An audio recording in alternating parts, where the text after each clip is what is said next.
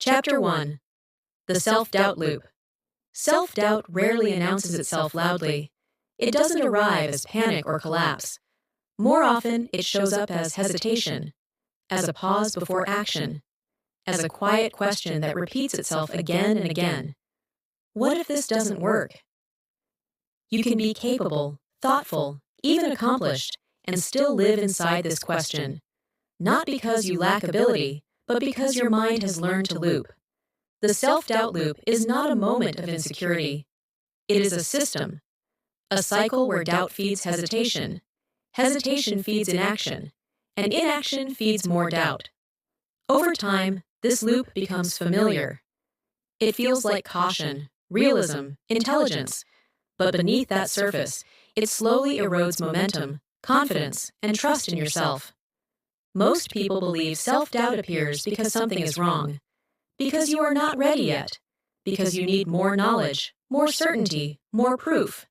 But self-doubt often appears after you already know enough, after you have clarity, after you have taken steps. It appears precisely at the point where action would require vulnerability, where outcomes are no longer theoretical, where something real could be lost. The loop usually starts with a thought, a small one. Maybe I should wait. Maybe this isn't the right time. Maybe others know something I don't. These thoughts don't feel destructive. They feel responsible. They feel mature. So you listen to them. You pause. You observe. You gather more information. And the pause feels justified, for a while. But pauses driven by doubt do not create relief. They create tension, because nothing has been resolved. The decision is still open. The risk still exists. The mind keeps returning to it, trying to find certainty where none is available. This is where the loop tightens. The longer you stay in analysis, the more important the decision begins to feel. And the more important it feels, the harder it becomes to act. Self-doubt feeds on imagined futures. You start running scenarios. What if it fails? What if it doesn't matter? What if it was a waste of time? What if others succeed and you don't? These futures are not neutral. They are emotionally charged. Each one subtly reinforces the idea that action is dangerous, that staying still is safer. And so the system chooses safety, again and again. The problem is that safety through inaction is temporary. Relief comes briefly, then fades. The question returns. Doubt grows louder. You start interpreting the discomfort as evidence. If I were truly meant to do this, it wouldn't feel this hard. This belief feels intuitive, but it is deeply misleading. Meaningful actions often feel heavy, not because they are wrong, but because they expose you. The self-doubt loop also distorts self-perception. You begin to see yourself as indecisive, inconsistent, unreliable. Not because you are those things, but because you are observing the effects of the loop and turning them into identity. The mind prefers personal explanations over structural ones. It feels easier to believe something is wrong with me than to recognize that you are stuck in a pattern that would affect almost anyone under similar conditions. One of the most exhausting aspects of self-doubt is that it masquerades as thinking. You feel busy internally, you feel engaged, you feel like you are working on the problem, but no energy is moving forward. Everything is happening inside. This creates a unique kind of fatigue. Not the fatigue of effort, but the fatigue of containment, holding potential without release. Over time, the loop begins to shrink your world. You stop initiating. You stop offering ideas freely. You stop trusting first impulses. You wait for permission that never comes. And because nothing external is stopping you, the doubt turns inward. Others would have moved by now. Others wouldn't overthink this. Comparison sneaks in, reinforcing the loop even further. The cruel irony is that self-doubt is often strongest in thoughtful, reflective people. People who can see complexity, people who care about doing things well. Their minds generate more variables, more possibilities, more reasons to pause. What looks like lack of confidence is often excess awareness without grounding. The self-doubt loop does not mean you are incapable of action. It means your system has learned to associate action with threat, not physical danger, but emotional exposure, judgment, loss, disappointment. Once this association is in place, the body resists movement even when the mind wants to proceed. This internal mismatch creates frustration and shame, which only deepen the loop.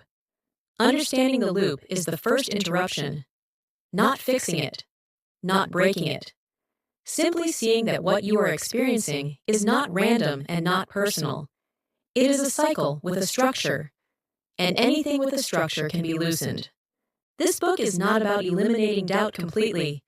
Doubt is part of thinking. The goal is not certainty. The goal is movement with uncertainty. The ability to act without waiting for the feeling of safety that may never arrive. In the chapters that follow, we will explore how this loop forms, why it feels so convincing, how it drains energy, and what actually allows people to move again without forcing confidence or silencing their intelligence. For now, it is enough to recognize yourself in the pattern. If doubt has been looping in your life, it is not because you are broken. It is because your system learned a strategy that no longer serves you, and learning can be revised.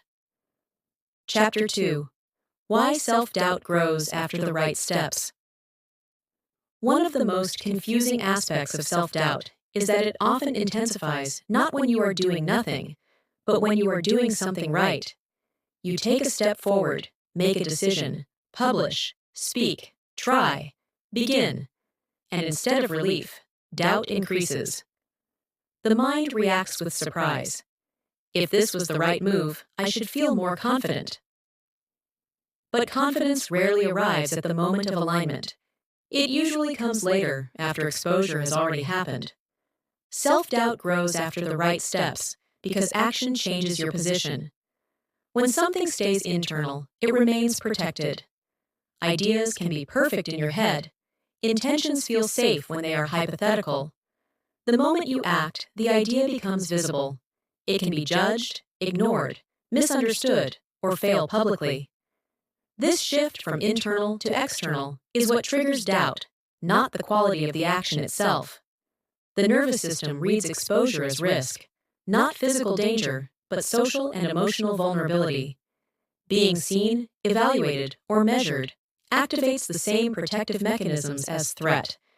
The body does not ask whether the action was meaningful. It asks whether it is safe. Doubt appears as a braking system. Its function is to slow you down before you move too far into unknown territory.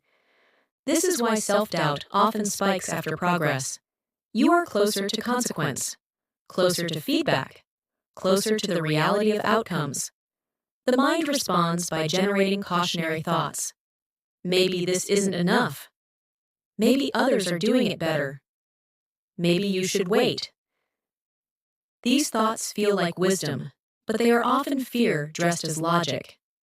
Another reason doubt grows after action is identity shift. When you take a step, even a small one, you move into a new category. You are no longer someone who plans. You are someone who does. This threatens old self-concepts. If you have spent years identifying as cautious, thoughtful, or still preparing, action disrupts that identity.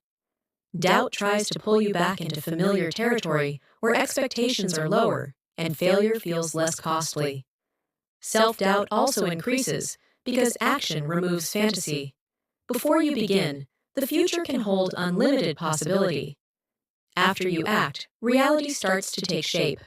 Possibilities narrow, some doors open, others close. This narrowing can feel like loss, even when it is necessary.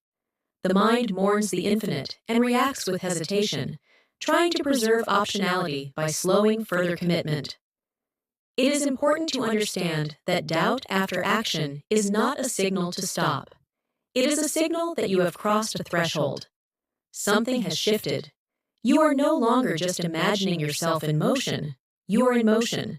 And motion activates protective responses that thinking alone does not. Many people misinterpret this phase.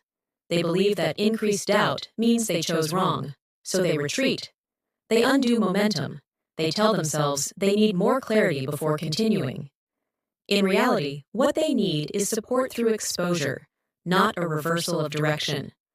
Pulling back reinforces the association between action and danger. Staying with the discomfort Gently and without self-judgment, allows the system to recalibrate. Another layer is comparison.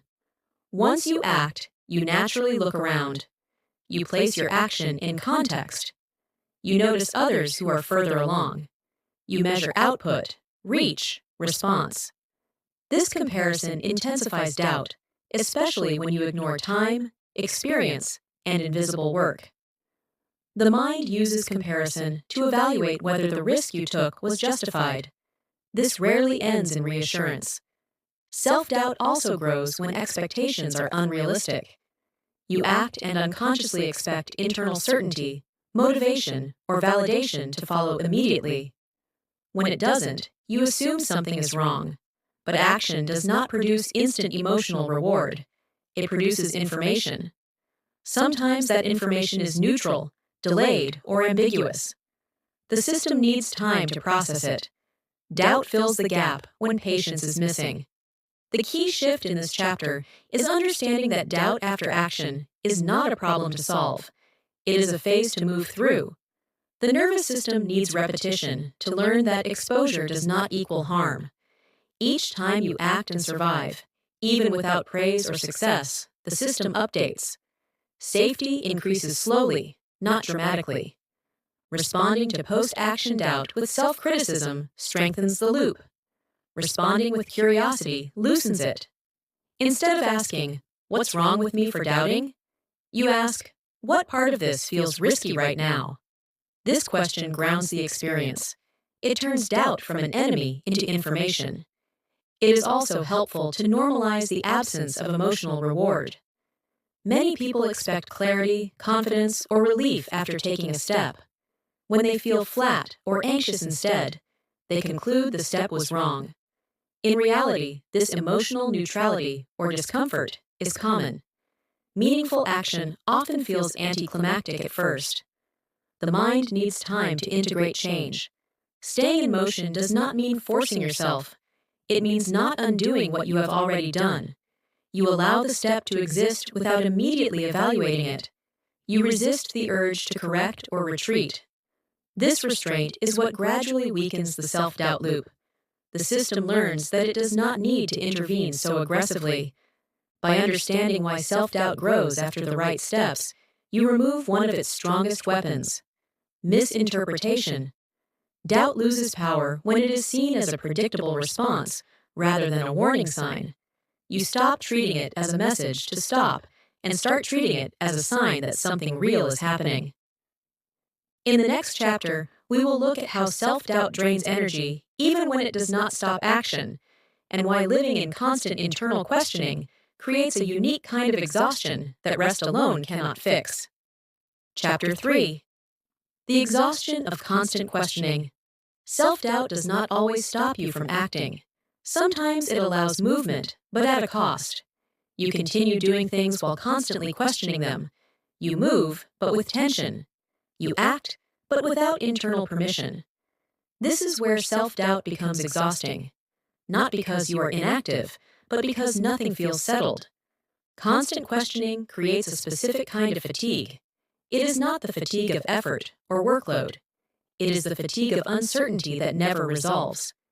You ask yourself again and again whether you are doing the right thing, whether it is enough, whether it will work, whether you should continue. These questions do not lead to answers. They lead to more questions. The system stays open, alert, unfinished. When nothing feels internally concluded, the mind keeps working. Even during rest, part of your attention is still reviewing decisions, replaying moments, reconsidering tone, timing, direction. This background processing consumes energy continuously. You may not feel stressed in an obvious way, but your system never fully powers down. One of the reasons this is so draining is that questioning mimics responsibility. It feels like care, like intelligence, like diligence. You believe that if you keep checking yourself, you will avoid mistakes. But constant self-monitoring does not prevent mistakes. It prevents rest. And without rest, clarity declines. Self-doubt also fragments attention. Instead of being fully engaged in what you are doing, part of you steps back to observe yourself doing it. Am I doing this right? Am I being consistent? Does this make sense? This split creates internal friction. You are both participant and evaluator at the same time. Over time, this reduces immersion and increases fatigue. Another hidden cost is emotional compression. When you question yourself constantly, you do not allow emotions to move naturally. Satisfaction is cut short by doubt. Relief is interrupted by second-guessing.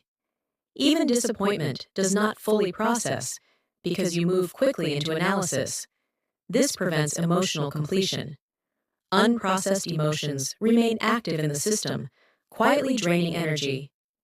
Self-doubt also interferes with trust in your own effort. You work, but you are never sure if it counts. You rest, but you are not sure if you deserve it. You make progress, but you immediately question its significance. This creates a sense of instability. Nothing feels solid. When nothing feels solid, the body stays tense.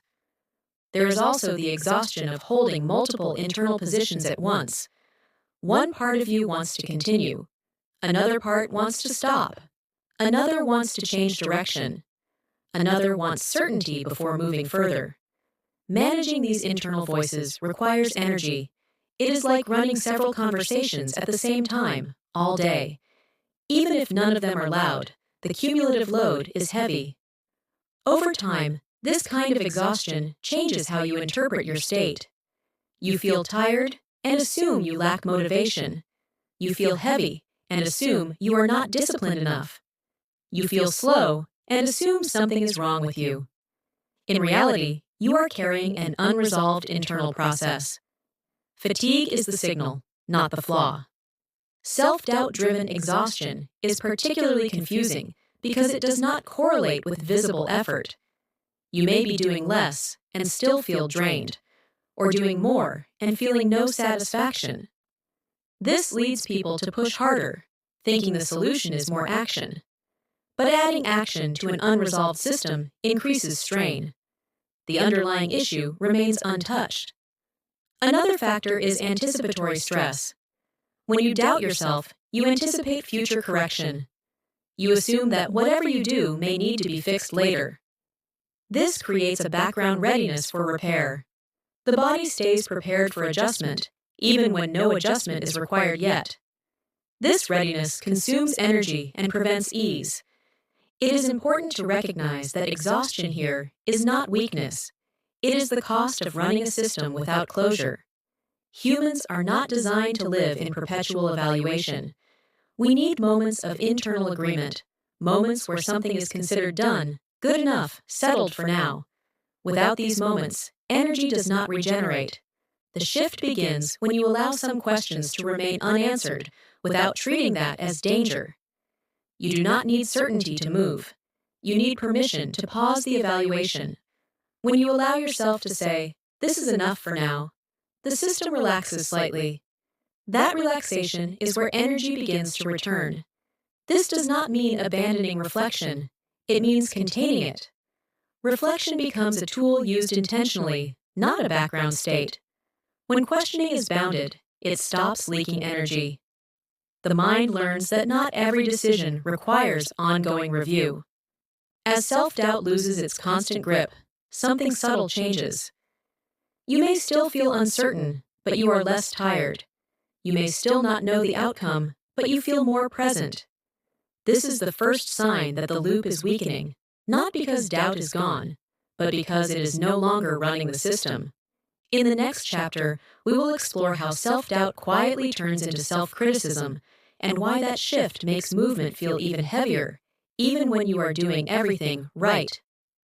Chapter 4. When doubt turns into self-criticism. Self-doubt does not stay neutral for long. When questions remain unanswered and uncertainty stretches on, doubt slowly changes its tone. It stops asking and starts accusing. What began as hesitation becomes judgment. This is the moment when self-doubt turns into self-criticism, and movement becomes heavier than it needs to be. At first, the inner voice sounds reasonable. Maybe I should be more consistent. Maybe I need to try harder. Maybe I'm missing something. But over time, the language shifts. The questions disappear. Statements take their place. I'm bad at following through. I always lose momentum. Others can do this. Why can't I? The mind moves from evaluating actions to evaluating identity. This shift is subtle but powerful. When doubt is about a decision, it can be resolved. When doubt is about who you are, it cannot. Identity-level criticism has no clear endpoint. You cannot complete it, fix it, or rest from it. The system stays in a constant state of correction, trying to repair something that feels fundamentally flawed. Self-criticism feels like accountability, but it functions very differently. Accountability is specific and contained. It looks at one behavior and adjusts it. Self-criticism is global. It collapses many moments into a single negative conclusion. Instead of, "this didn't work," it becomes, "I don't work." This collapse removes nuance, and without nuance, compassion disappears. Once self-criticism takes over, effort becomes emotionally expensive. Every action carries the weight of proving yourself. You are no longer just doing the thing. You are trying to disprove an internal accusation. This turns even simple tasks into performances. The body senses the pressure and responds with resistance. Motivation drops, not because you do not care, but because the stakes feel too high. Another reason self-criticism is so draining is that it erases context. Fatigue becomes laziness. Slow progress becomes incompetence. External constraints disappear from the narrative. The mind creates a simplified story where you are the problem. This story feels convincing because it is consistent, but consistency does not equal accuracy. It simply means the system has found a familiar explanation and stopped looking further. Self-criticism also feeds comparison. Once you believe something is wrong with you, you start scanning others for confirmation. You notice people who seem more disciplined, more confident, more successful. Their progress becomes evidence against you. This reinforces the belief that you are behind, and the loop tightens. Doubt leads to criticism. Criticism leads to comparison. Comparison leads back to doubt. There is a physical component to this shift as well. Self-criticism activates the stress response more strongly than doubt alone. The body prepares for correction and defense. Muscles tense. Breathing becomes shallow. The nervous system stays alert. Over time, this creates a baseline state of tension. You may not feel anxious, but you rarely feel at ease. Ease requires safety, and self-criticism signals threat. One of the most damaging aspects of self-criticism is how it interferes with learning. When mistakes are interpreted as proof of inadequacy, the system avoids experimentation. You become cautious, rigid, overly controlled. You wait until you feel certain before acting, which rarely happens. Progress slows, not because you lack ability, but because the cost of being wrong feels too high. Self-criticism also distorts memory. You remember moments that confirm the negative story more vividly than moments that contradict it. Successes are minimized, improvements are dismissed, failures are replayed. Over time, this creates an internal archive that appears to support the critical narrative. In reality, it is a selective record shaped by the loop. Many people try to fight self-criticism by arguing with it or replacing it with positive statements. This can help temporarily, but it often misses the deeper function. Self-criticism is not trying to tell the truth. It is trying to create control. It believes that if it keeps pressure high enough, you will finally become acceptable. This strategy is learned early and reinforced culturally, but it is ineffective and costly. The alternative is not self-praise or denial. It is accuracy. When you slow the system down enough to describe what is actually happening, self-criticism loses its grip. I'm tired because I've been holding uncertainty for a long time. This feels hard because I care. My pace slowed because my capacity changed. Accurate language restores proportion. It brings the experience back into the realm of the solvable. Interrupting the shift from doubt to criticism requires noticing the moment it happens. The moment when a question becomes a verdict. when maybe this needs adjustment becomes, I always mess this up. Catching that transition allows you to pause before the loop fully engages. You do not need to silence the voice. You only need to refuse its conclusions. As self-criticism softens, movement becomes lighter. Not faster, but less burdened. You stop carrying the extra weight of self-judgment. Actions no longer need to redeem you. They only need to exist. This is where the system begins to recover energy. In the next chapter, we will look at how self-doubt and self-criticism together create avoidance and paralysis, even in capable people, and why not acting can feel safer than moving forward, until it costs more than it protects. Chapter 5. When avoidance feels safer than action. When self-doubt and self-criticism run together for long enough, they begin to shape behavior. Not through force, but through avoidance. Action starts to feel risky. Movement feels exposed.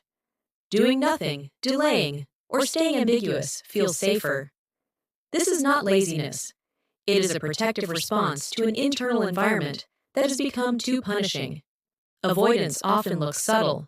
You still think about the thing you want to do. You still plan. You still care. But you postpone starting. You wait for a better moment, a clearer signal, a stronger feeling of readiness. The delay feels responsible. You tell yourself you're being careful. In reality, the system is trying to reduce immediate emotional threat. Action carries the possibility of confirmation. Confirmation that you were wrong. Confirmation that you are not good enough. Confirmation that the critic might be right. Avoidance offers temporary relief from this possibility. For a moment, nothing can be judged because nothing is happening. The nervous system relaxes slightly. That relief reinforces the behavior. This is how avoidance becomes habitual. Not because you enjoy it, but because it works in the short term. Each time you delay, the discomfort decreases briefly. The mind learns the pattern. If I don't act, I don't feel this pressure. Unfortunately, the relief is shallow and temporary. The unresolved intention remains active. Tension returns, often stronger than before. Over time, avoidance changes self-perception. You begin to see yourself as someone who doesn't follow through. This interpretation feels logical, but it misses the cause. You are not avoiding because you lack discipline. You are avoiding because the internal cost of action has become too high. The critic has made movement emotionally expensive. Avoidance also protects the inner narrative. As long as you don't act, outcomes remain hypothetical. Potential stays intact. You can still imagine that it might work, that you could succeed if you tried. Once you act, imagination collapses into reality. Reality is finite. It includes limits and feedback. For a system driven by self-judgment, this collapse feels like loss. There is also a social layer. When you avoid acting, you avoid visibility. Visibility invites comparison. Comparison fuels doubt. Avoidance reduces exposure to all of it. You stay smaller, quieter, less seen. This can feel calming at first, but over time, it creates a sense of shrinking. Your world narrows. Opportunities pass. The gap between who you are and what you do grows. Paralysis is the extreme end of this pattern. You want to move, but feel unable to. You think about starting and feel heavy. Your body resists. This is not a failure of will. It is a signal that the system is overloaded. Too many internal voices. Too much pressure. Too much self-monitoring. The safest option, from the system's perspective, is to stop. Many people respond to avoidance by applying more pressure. Deadlines. Rules. Harsh self-talk. This sometimes produces short bursts of action, but it strengthens the underlying association between action and threat. Each forced push confirms that movement requires suffering. The system responds with stronger resistance next time. The way out is not to eliminate avoidance immediately. It is to understand its function. Avoidance is trying to protect you from emotional harm.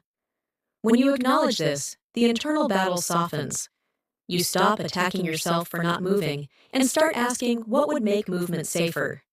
Safety does not come from certainty. It comes from reducing stakes, from narrowing focus, from allowing imperfection. When action is small enough that it does not activate the critic strongly, movement becomes possible again.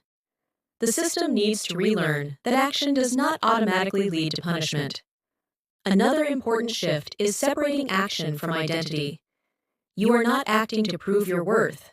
You are acting to gather information.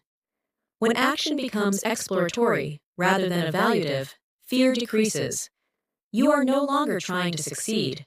You are trying to see what happens. This reframing reduces pressure and increases tolerance for uncertainty. Avoidance loosens when you allow yourself to act without committing to an outcome. You take a step without deciding what it means about you. You post without monitoring response. You begin without promising consistency forever. These small permissions change the emotional context of action. As avoidance decreases, energy returns. Not suddenly, but gradually. You feel lighter, less stuck, more willing to engage.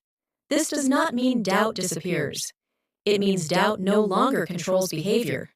You move with it instead of waiting for it to leave. In the next chapter, we will look at how to interrupt the self-doubt loop in real time, not through confidence or force, but through practical shifts that reduce internal pressure and allow movement to happen again, even when uncertainty remains. Chapter 6. Interrupting the loop in real time. Breaking the self-doubt loop does not happen by removing doubt altogether. Waiting for doubt to disappear is one of the ways the loop keeps itself alive. What changes the pattern is learning how to interrupt it while it is running. Not aggressively, not through force, but through small shifts that reduce internal pressure and bring the system back into the present moment. The first interruption is recognizing when you are looping rather than thinking. Thinking moves toward resolution. Looping circles the same questions without new information. The content may change slightly, but the emotional tone stays the same. Tense, heavy, unsettled. When you notice that nothing new is being added, that is your signal. Not to answer the questions, but to stop feeding them. One of the most effective real-time interruptions is narrowing the time frame. Self-doubt thrives in the future. It asks what this will lead to, how it will end, what it will mean long-term. Bringing attention back to the next 10 minutes changes the nervous system's response. You are no longer trying to solve your life. You are simply choosing the next small action. The body relaxes when the horizon shortens. Another interruption is shifting from interpretation to description. Instead of "I'm stuck," you say "I'm hesitating." Instead of "I can't do this," you say "This feels risky." These descriptions are accurate and non-judgmental. They keep the experience in the realm of sensation and behavior, rather than identity. Self-doubt loses strength when it is not allowed to define who you are. Physical grounding also plays a role. Doubt is not only cognitive, it lives in the body. Tension in the chest, tightness in the stomach, shallow breathing. When you slow your breath, feel your feet, or change posture, you send a signal of safety to the nervous system. This does not solve the problem, but it lowers the intensity enough to allow choice. Another important interruption is delaying self-evaluation. The urge to immediately assess what you did, how it went, and what it means is strong. But evaluation too early keeps the loop active. When you give yourself a window where action is allowed without commentary, the system experiences relief. You teach it that not every movement requires a verdict. Language matters here as well. Phrases like, "I should already know," "This shouldn't feel this hard," or "Others don't struggle with this," reinsert comparison and judgment. Replacing them with neutral statements such as, "This is new," "This matters to me," or "Uncertainty is part of this," removes moral weight. Neutral language stabilizes the system. Interrupting the loop also involves allowing incomplete confidence. You do not need to feel ready. You do not need to believe in yourself fully. You only need enough willingness to take the next step. Waiting for emotional alignment keeps you trapped. Acting with partial confidence loosens the loop because it proves that certainty is not required for movement. It is also helpful to externalize the loop temporarily. You can mentally label it. This is the self-doubt loop, not as a dismissal, but as orientation. Naming the pattern creates distance. You are no longer inside the doubt. You are observing it. Observation reduces identification, and reduced identification weakens the loop. Another real-time shift is permission to stop trying to fix yourself. Self-doubt often comes with a meta task. Figure out why I'm like this. This task is endless and draining. When you notice the urge to self-diagnose, you can pause it. You are allowed to act without understanding everything about yourself first. Understanding can come later. Consistency in interruption matters more than intensity. You do not need to interrupt the loop perfectly. You need to interrupt it repeatedly.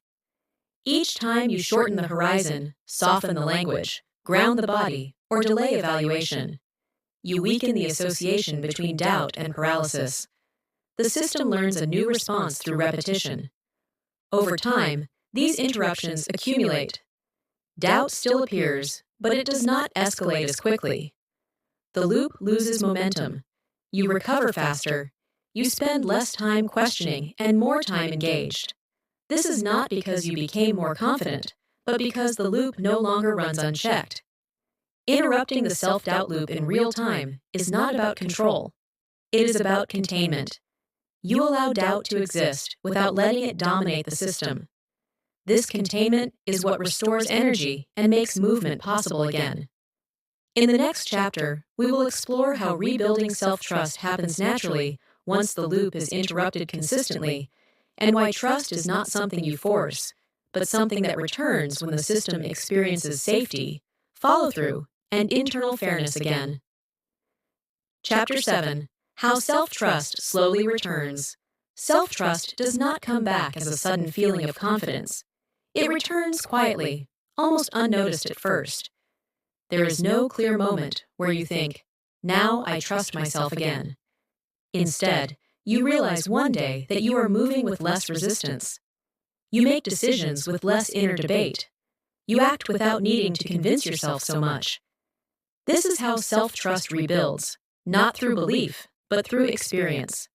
For a long time, self-doubt trained your system to expect punishment after action. Criticism, regret, embarrassment, disappointment. Interrupting the loop changes that expectation, but trust does not immediately follow. The nervous system needs evidence. It needs repeated proof that action does not automatically lead to harm. Each time you act and do not attack yourself afterward, even if the outcome is imperfect, you lay a brick in the foundation of trust. Self-trust grows when internal rules become fair again. In the self-doubt loop, the rules are impossible. You must act, but only if you feel ready. You must succeed, but without making mistakes. You must be consistent, but never struggle. No one can trust themselves under these conditions. Trust requires a system where effort is acknowledged, limits are respected, and mistakes are allowed. One of the most important shifts is learning to keep agreements with yourself small and realistic. Self-doubt often comes from broken internal promises. You commit to too much, expect too much, then feel disappointed when you cannot follow through. Each broken promise weakens trust. Rebuilding requires the opposite approach. You lower the bar. You choose what you can actually do, and then you do it. Reliability, not intensity, restores trust. Another way self-trust returns is through accurate self-assessment. Instead of asking, "What should I be able to handle?" you ask, "What can I handle right now?" This question removes comparison and idealized standards. It grounds decisions in reality. When your choices match your capacity, you experience fewer internal conflicts. Fewer conflicts mean more coherence. Coherence is the emotional texture of trust. Self-trust also depends on how you respond to discomfort. When difficulty appears, and you immediately interpret it as failure, trust collapses. When you recognize difficulty as part of the process, trust holds. This does not mean ignoring problems. It means responding to them proportionally. Calm responses teach the system that challenges are survivable. Over time, this reduces the need for doubt as a protective mechanism. Rest plays a critical role here. Trust cannot grow in a system that is constantly depleted. When you allow rest without guilt, you send a signal that your needs matter. That signal stabilizes the internal relationship. You stop seeing yourself as an object to push and start relating to yourself as something to support. Supportive systems generate trust naturally. Self-trust also returns when you stop over-explaining yourself internally. You do not need a perfect justification for every choice. You are allowed to decide based on preference, intuition, or timing. When decisions no longer require a defense, they feel lighter. Lightness is not frivolity. It is the absence of unnecessary internal friction. As trust grows, doubt changes shape. It no longer feels like a command. It becomes a suggestion. You can listen without obeying. You can consider without freezing. This flexibility is a sign that the loop is losing authority. You are no longer living under constant self-surveillance. You are participating in your life again. It is important to understand that self-trust is not certainty about outcomes. It is confidence in your ability to respond. You trust that if something does not work, you can adjust. If you make a mistake, you can recover. If you change your mind, you are allowed to.